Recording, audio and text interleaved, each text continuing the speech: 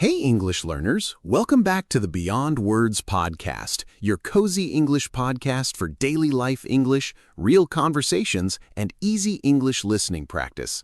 I'm Daniel. And I'm Jessica. Daniel, how are you today? Did you have a good morning? Honestly, a little slow. I woke up with a big to-do list in my head, but I just sat on my sofa with my coffee for a long time, just sitting. Just sitting and thinking about all the things you needed to do? Exactly. Thinking about doing things, not actually doing them. That is very honest and very relatable. I think a lot of people do that. Yes, and the worst part is, I knew I needed to start, but I just kept saying, okay, 5 more minutes. Oh, 5 more minutes, the most famous lie we tell ourselves. Yes, 5 more minutes becomes 30 minutes so fast. Well, I'm happy you shared that because today's topic is exactly about that feeling, that moment when you say, I'll do it later. Procrastination. Yes, and before we go into it, we want to say, if this podcast is helping your English, please like this episode, subscribe to our channel, and share it with a friend who also says, I'll study English later.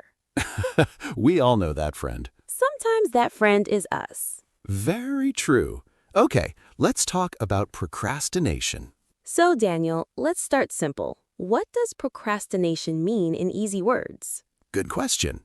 Procrastination means you delay doing something. You know you need to do it, but you keep pushing it to later. Yes, you don't forget it. You know it's there, but you don't start. Right. It's not like you lost the task. The task is always in your mind, but you keep saying, not now, later, tomorrow, maybe after lunch. After lunch is a popular one. Very popular. After lunch, after this video, after the weekend. After my birthday, after the new year. Yes, suddenly everything starts after. Okay, so let me ask you, why do people procrastinate? What is the real reason? This is interesting. I think many people believe procrastination means you are lazy, but I don't think that's the real reason. I agree. It's not always laziness. Sometimes people procrastinate because the task feels too big, too scary. They don't know where to start, so they don't start at all. Yes, like when you look at a big mountain and you think, I can never climb that, so you just stand at the bottom and don't move. Exactly. The mountain looks too high, so your brain says, let's do something easier instead. And sometimes it's because we want to do it perfectly. We wait for the perfect moment, the perfect mood, the perfect conditions. Oh yes, I'll start when I feel more ready. But that perfect moment never really comes, does it? Never. I have been waiting to feel ready for many things in my life, and I'm still waiting for some of them. That is very honest, Daniel. I think a lot of people feel that way too. Yes, and I think the third reason is the task feels uncomfortable. It's something we don't enjoy, something difficult or boring, so our brain runs away from it. Our brain always wants the easy and comfortable thing, right? Always. The brain is very good at finding excuses. Very creative with excuses. Okay, so now we understand the reason. Let me share a little story. Yes, please. Stories always help us remember. So, a few months ago, I had to write a report for work, a big report. My boss needed it at the end of the week. Okay, sounds stressful already. It was, but I had 5 days. 5 whole days. More than enough time, right? That sounds like a lot of time. I thought so too. So on Monday, I said, I have time, I'll start tomorrow. On Tuesday, I said, I'm a little tired, I'll start tomorrow. On Wednesday, I said, okay, I'll start after lunch. Let me guess, you didn't start after lunch. I did not. I watched 3 videos instead. Of course. By Thursday evening, I had 4 hours to finish the whole report, and I was panicking. Oh no, that deadline panic feeling is terrible. Terrible. My heart was beating fast. I was drinking too much coffee. My hands were shaking a little. All because of 5 days of I'll do it later. Exactly. And the worst part, when I finally sat down and started, I finished in 3 hours. Wait, 3 hours? But you had 5 days of stress about it. Yes, 3 hours of real work, 5 days of worrying. That is procrastination's biggest trick. That's a really important point. The worry and the stress, that takes more energy than the actual work sometimes. Much more. I was exhausted for 5 days, and the work itself was only 3 hours. So procrastination doesn't save you energy. It actually takes more energy. Exactly. It's like carrying a heavy bag on your back all week and then putting it down takes 5 minutes. Oh, I like that. The heavy bag on your back. The task is always there, even when you're not doing it. Yes, you carry it when you eat, when you watch TV, when you try to sleep at night. That's so true. I remember once I had to make an important phone call. I didn't want to do it, so I kept pushing it. What kind of phone call? I had to call a company to fix a problem with my bill. I don't like those calls. They feel long and complicated. Oh, yes, I know those calls. Nobody loves them. So I pushed it for 2 weeks, 2 whole weeks. Every day I thought about it. Every day I said, maybe tomorrow. 2 weeks of carrying that heavy bag. 2 weeks. And then one day I just picked up the phone. The call took 7 minutes. 7 minutes. 7 minutes for 2 weeks of stress? And the person on the phone was actually very kind. They fixed everything. I felt so relieved after. That feeling of relief after you finally do the thing, it's so good. So good. Like putting down a bag you forgot you were carrying. Yes, your shoulders finally relax.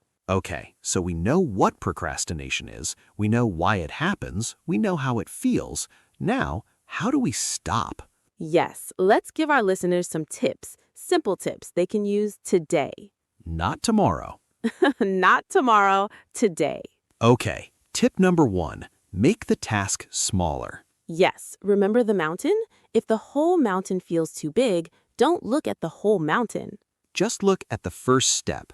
Yes, just one small step, not the whole report, just open the document. Not the whole room to clean, just pick up 5 things. Not the whole English course, just learn 3 new words today. Exactly. Small steps are easier to start, and once you start, something interesting happens. What happens? You keep going. Starting is the hardest part. Once you start, the energy comes. Yes, I know that feeling. Sometimes I say, okay, I will just do 5 minutes, and then 5 minutes becomes 20 minutes because I'm already in it. Yes, because starting creates momentum, like pushing a ball. At first, it's heavy, but once it moves, it keeps rolling. I love that, the ball rolling. Once it moves, it doesn't want to stop. So, tip 1, make the task smaller. Don't start the mountain, start the first step. Tip number 2, use the 2-minute rule. Oh, tell us about this one. Simple rule. If a task takes less than 2 minutes, do it now. Don't put it on your list. Don't think about it. Just do it. Oh, like replying to a short message. Yes, or putting your cup in the sink, or writing 1 sentence in your notebook. Small tasks that we always push, just do them immediately. Yes, because small tasks are sneaky. They feel small, but when you have 10 of them sitting on your list, they feel heavy together. Yes, 10 small tasks become one big cloud of stress. Exactly. So 2 minutes or less? Do it now. Don't let it sit. I tried this and it changed my morning so much. I used to have a long list of tiny things I kept pushing. Now, if it's quick, I just do it immediately. How did that feel? Lighter, much lighter. My list became shorter, my mind became clearer. Yes, every task you finish removes a little weight from that bag on your back. Beautiful. So tip 2, the 2-minute rule. Short task, do it now. Tip number 3, tell someone your plan. Accountability. This one is powerful. Yes, when you keep your plan only inside your head, it's easy to change it. Easy to say, I'll do it tomorrow with no consequences. But when you tell another person, suddenly there is a little pressure. Good pressure. Yes, like telling a friend, I will finish my English lesson before dinner today. Now your friend knows. Now you feel responsible. I do this with my friends sometimes. We send each other messages in the morning. Today I will do this one thing. And does it help? A lot, because at the end of the day, I don't want to message him and say, I didn't do it. Nobody wants to say that. So the thought of telling him keeps me going, even on the lazy days. That's a great system. A simple message, a small commitment, big results. Yes, you can do this with a friend, a family member, or even in the comments of this podcast. Yes, write in the comments. Today I will do this one thing, and we will cheer for you. We will. So tip 3, tell someone your plan. Make a small commitment out loud. Tip number 4, forgive yourself when you procrastinate. Oh, this one is important. Yes, because here's the thing. Everyone procrastinates sometimes. Everyone, even very productive people. The problem is not that you procrastinate once. The problem is when you feel so bad about it that you give up completely. Yes, you miss one day of studying English, and instead of starting again the next day, you say, I'm terrible. I can never do this. And then you stop for a week or a month. Exactly. The guilt becomes bigger than the original problem. I had this with exercise. I missed 2 days at the gym. I felt bad. I missed a 3rd day because I felt bad. Then a week passed, then 2 weeks. And it all started with just 2 missed days. Yes, the procrastination wasn't the real problem. The guilt after the procrastination, that was the real problem. So what should we do instead? Be kind to yourself. Say, okay, I didn't do it yesterday. That's okay. What can I do today? Yes, not I'm terrible, but I'm human, and today is a new chance. Every day is a new start. Yesterday's procrastination doesn't decide today. I like that. Yesterday doesn't decide today. So tip 4, when you procrastinate, don't punish yourself. Just start again. Tip number 5, remove the easy distractions. Ah, yes, the phone. Always the phone. Our phones are very good at helping us procrastinate. One notification and suddenly 30 minutes disappear. I have a simple trick for this. When I need to focus, my phone goes into another room. Not just face down on the desk, right? No, face down doesn't work. It's still there. I can still hear it. I'm still thinking about it. Yes, the phone has a very strong energy even when it's silent. Very strong. So other room, out of sight, out of mind. Out of sight, out of mind. That phrase means if you can't see it, you don't think about it. Yes, and it really works. When my phone is in another room, I forget about it for a while. I also close extra tabs on my computer. You know when you have 15 tabs open? I always have 15 tabs open. Me too, but each open tab is like a little distraction waiting to happen. So now I close everything except the one thing I'm working on. One tab, one task, one focus. And everything else waits. The tabs, the notifications, the messages, they will all still be there after you finish. They are very patient. They will wait. Very patient. So tip 5, remove distractions. Phone in another room, one task, one focus. Okay, we talked a lot today. Let me think. We had 5 tips. Yes, let's do a quick word tour first. We use some good English words today that our listeners can use in real life. Yes, let's do it. Okay, first word, procrastinate or procrastination. This means to delay doing something you need to do. You can say, I always procrastinate when the task is difficult, or procrastination makes everything feel bigger than it is. Good word, and it sounds impressive too. If you say, I procrastinate, people think you know good English. Exactly. Next word, delay. This is simpler. To delay means to push something to a later time. I delayed my homework until Sunday. Or, don't delay the important things in your life. Simple, but very useful. Next, deadline. A deadline is the last time you can finish something. After the deadline, it is too late.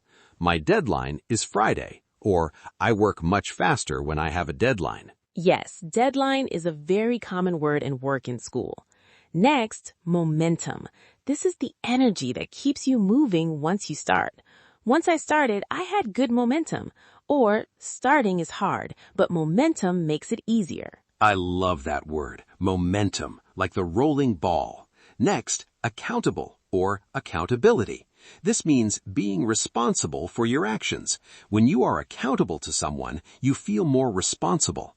Telling my friend made me feel accountable, or accountability helps me keep my promises. Good one. And last word, relief. That beautiful feeling after you finally do the thing you were avoiding.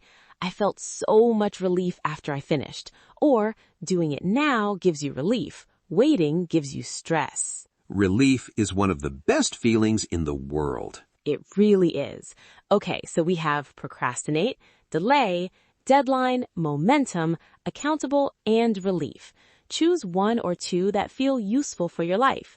Try to use them today, even just in your head. Okay, recap time. Let's remember our 5 tips. Tip 1, make the task smaller. Don't start the mountain, start the first step. Tip 2, use the 2-minute rule. Short task, do it now. Don't let it sit. Tip 3, tell someone your plan. A small commitment out loud is stronger than a plan in your head. Tip 4, forgive yourself when you procrastinate. Yesterday doesn't decide today. Start again. Tip 5, remove distractions. Phone in another room, one task, one focus. And remember, the task in your head always feels bigger than it really is. Yes, 3 hours of work, 5 days of worry. The worry is heavier than the work. So, start small, start now. Even 5 minutes today is better than a perfect plan for tomorrow. Now it's your turn. We have one question for you. Yes, what is one thing you have been saying, I'll do it later about? Maybe it's studying English more seriously. Maybe it's a task at work. Maybe it's a difficult conversation you keep avoiding. Write it in the comments and write what is one small step you can do today. Your answer might help another listener too. We really love reading your comments. And if this episode was helpful, please like, subscribe, and share it with a friend who also has a very long later list. We all have one. Yes, but today, let's make it a little shorter. Yes, the best time to start was yesterday. The second best time is right now. That is a beautiful way to end. Thank you. This was the Beyond Words podcast with Daniel and Jessica. Until next time, stop saying later, start saying now. Bye, everyone. Bye-bye. Take care.